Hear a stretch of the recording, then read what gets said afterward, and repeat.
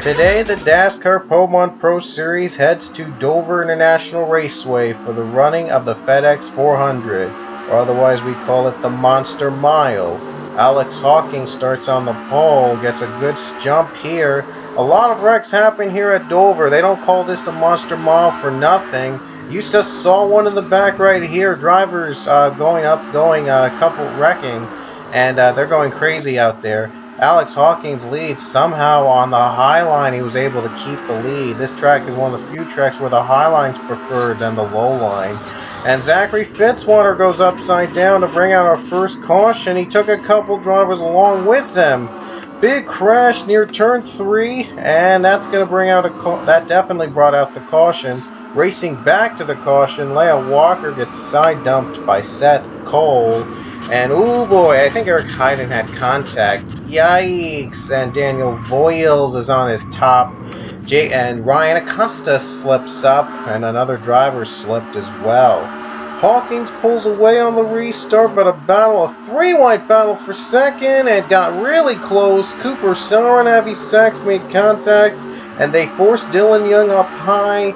But Avi Sachs going to get the preferred line. It seems that the first turn, the low line is preferred, but on this next turn, the high line is preferred. It's really an uneven balance, and that's why we haven't really been to Dover a lot in terms of our racing leagues. But here's another caution. Our second one of the day came almost immediately after the restart. Daniel Voiles got spun. Joseph Onesto, everybody, some of the drivers get piled up. Oh man, a big mess. And again, they don't call this the Monster Mile for nothing. Alex Hawkins had a bit of a tough restart on lap 12. He had to start in front of the lap cars for whatever reason.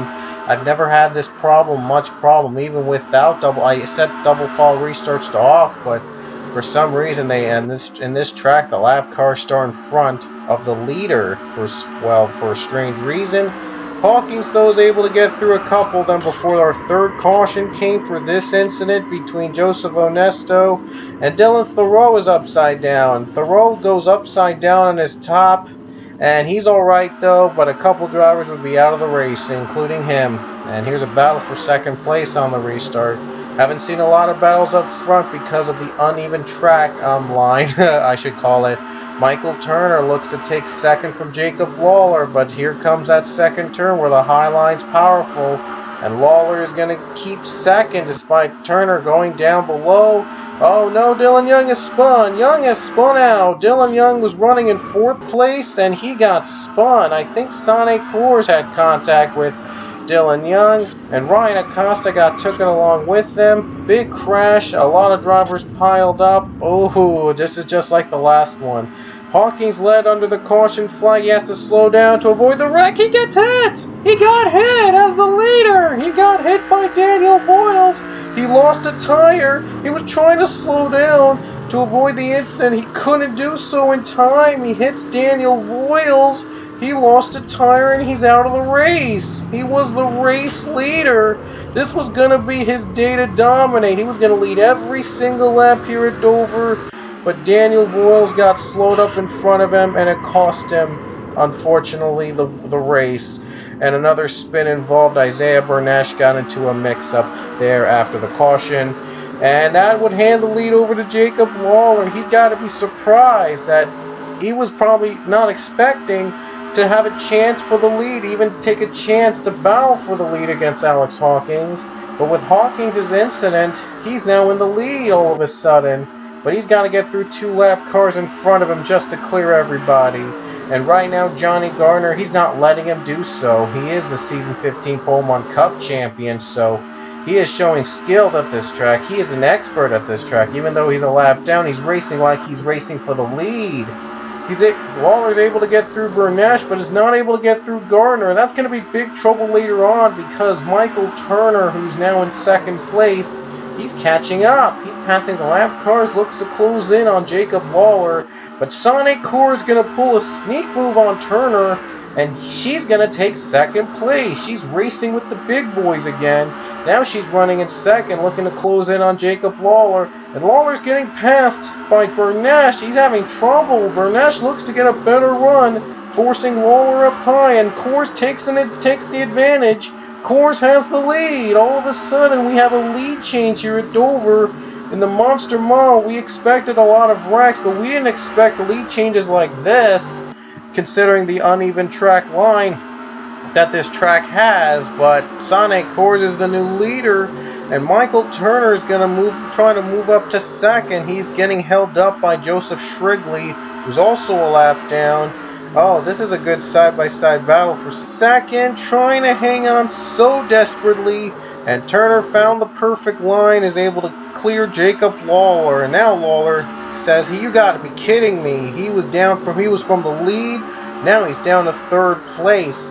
Nick Pericles gonna go down, and he's also down a lap.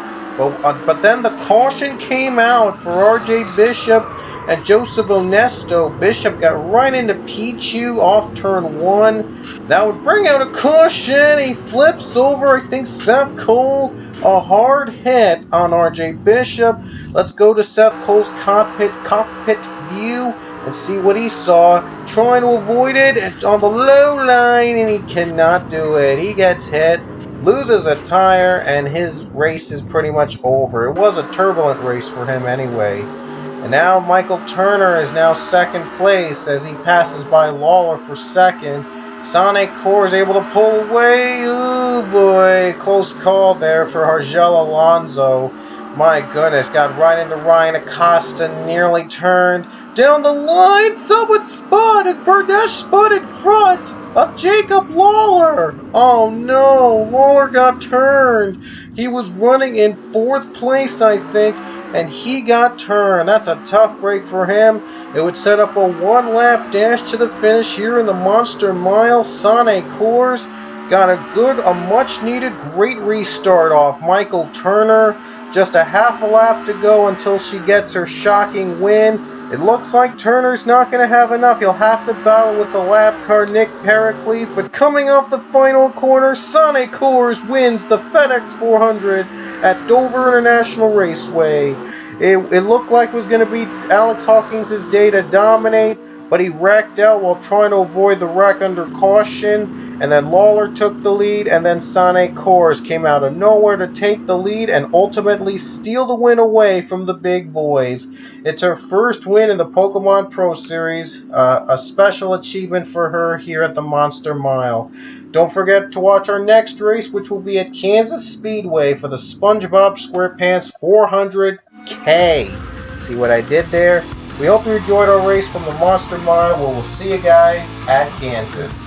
SpongeBob time. Goodbye.